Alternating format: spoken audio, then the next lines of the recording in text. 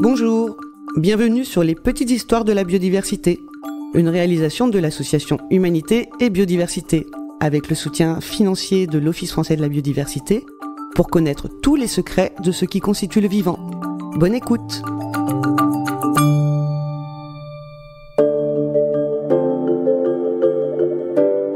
Chers amis et amis de la biodiversité, dans notre exploration de la diversité de la taille des animaux, je vous propose dans cet épisode d'évoquer plus en détail les baleines, qui, nous l'avons vu, détiennent avec la baleine bleue le record du plus grand animal ayant jamais vécu sur notre planète.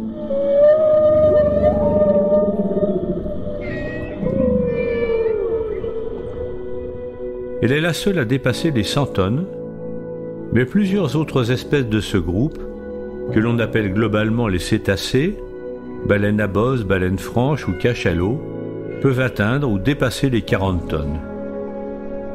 Ce terme de cétacé est dérivé d'un mot grec signifiant gros poisson, car on a longtemps considéré la plupart des animaux marins comme étant des poissons. Ce gigantisme s'exprime au niveau des différents organes. Le cœur de la baleine bleue pèse près de 200 kg et mesure 2,7 mètres de long. Il bat 2 fois plus lentement que le nôtre et doit faire circuler environ 10 tonnes de sang dans l'animal.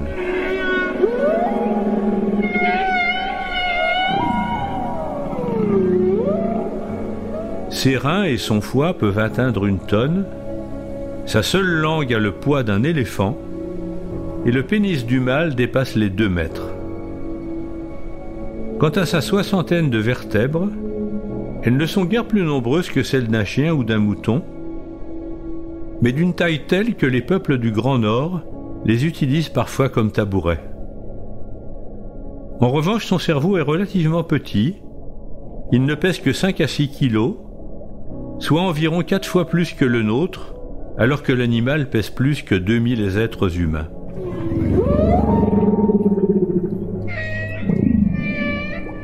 À sa naissance, dans des eaux chaudes car il a encore peu de graisse pour le protéger, le baleineau est relativement petit, 2 à 3 tonnes, ce qui correspondrait dans notre espèce à un bébé d'environ 1,5 kg. Mais il se rattrape vite, avalant chaque jour environ 200 litres d'un lait particulièrement riche en graisse. Il grandit d'environ 80 kg par jour. Autre trait étonnant, les baleines ne dorment jamais complètement.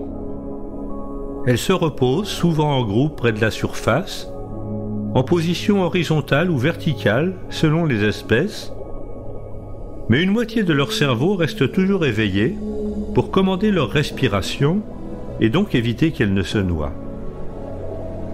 D'où viennent ces géants ? Leur histoire serait relativement récente.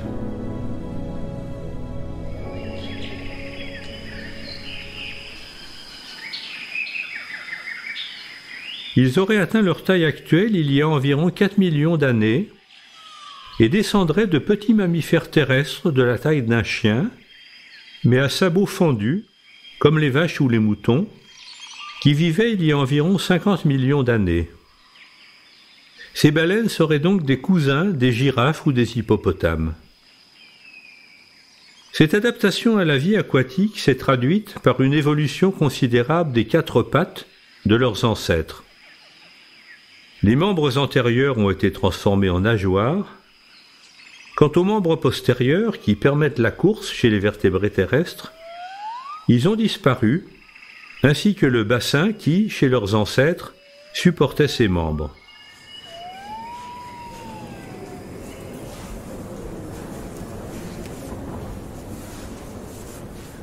Mais si vous rendez visite au squelette de baleine au Muséum national d'histoire naturelle, vous remarquerez dans la partie postérieure de l'animal 2 petits os qui ne sont pas attachés au squelette et qui sont les seuls vestiges de ce bassin de leur ancêtre. Autre adaptation, leur queue, que leurs ancêtres avaient heureusement conservée, a été transformée en un puissant moyen de locomotion. Mais en science, rien n'est jamais certain. Le caractère récent de cette évolution vers le gigantisme est aujourd'hui remis en question.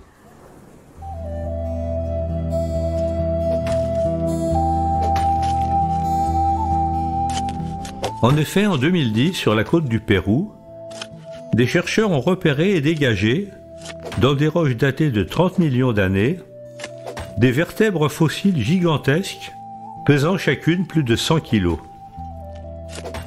Mais surtout, ils ont trouvé aussi le petit os résiduel du bassin, dont nous venons de parler, et qui est caractéristique d'un cétacé.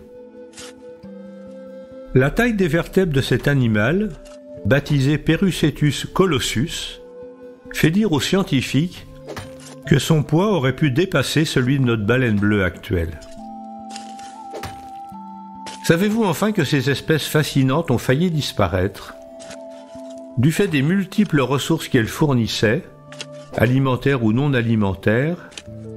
Elles ont été chassées de tout temps par les humains, mais avec des moyens artisanaux qui ne permettaient qu'un nombre limité de captures.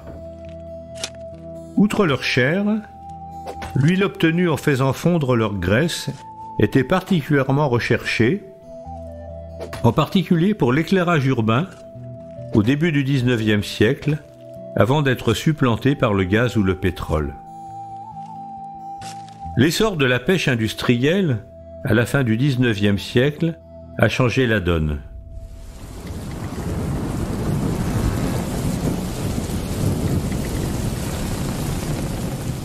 Avant cette période, on estimait à plus de 200 000 individus la population de baleines bleues dans l'ensemble de l'océan. En 1970, date de l'interdiction officielle de leur chasse, il n'en restait que quelques centaines. Ces chiffres sont imprécis, mais on connaît par contre assez précisément le nombre de baleines bleues tuées au XXe siècle, car les captures étaient déclarées. 356 000 entre 1910 et 1964. Autre chiffre impressionnant, on estime au total à plus de 3 millions le nombre total de baleines et cachalots tués au cours du XXe siècle.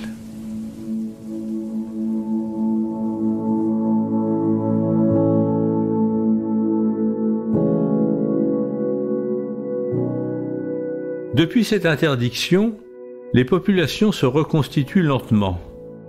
Celle des baleines bleues est estimée aujourd'hui à au moins 5000 individus.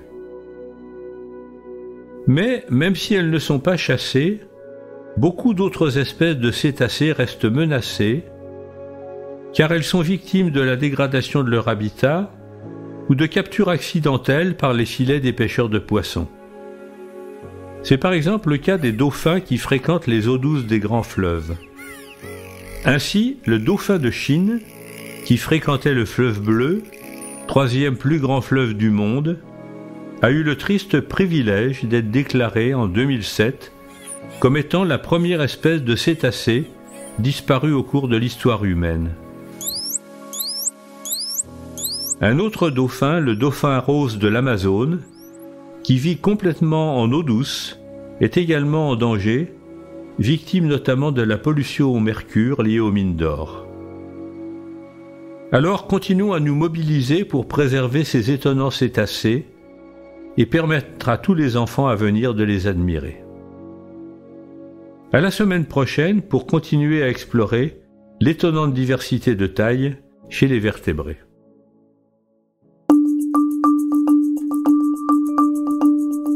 Merci pour votre écoute et rendez-vous la semaine prochaine pour un nouvel épisode. Retrouvez les petites histoires de la biodiversité sur toutes les plateformes de podcast et rejoignez-nous sur les réseaux sociaux indiqués dans la description. Si vous avez aimé ce podcast, offrez-lui 5 étoiles sur votre plateforme d'écoute avec un commentaire. Et pour tout savoir sur les actions de notre association, pour agir et nous rejoindre, rendez-vous sur humanité-biodiversité.fr. À bientôt!